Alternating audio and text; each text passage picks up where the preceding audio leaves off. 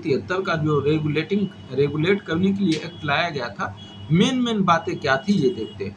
भारत में केंद्रीय प्रशासक की नींव रखी गई।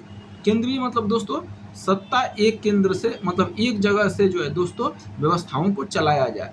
बंगाल के गवर्नर अब बंगाल का गवर्नर जनरल का लाया। दोस्तों गवर्नर तक था बंगाल का पहले, और दोस्तों बाद में इसमें जनरल शब्द लगा दिया गया, तो बढ़ा देना है दोस्तों, घटाना नहीं है।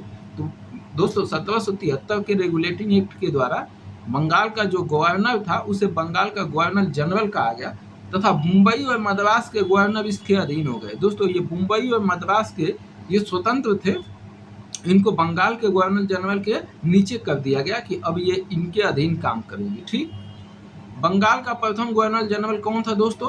तो प्रथम पहला जो है गवर्नर जनरल जो बना वो Lord Warren Hastings, Lord Warren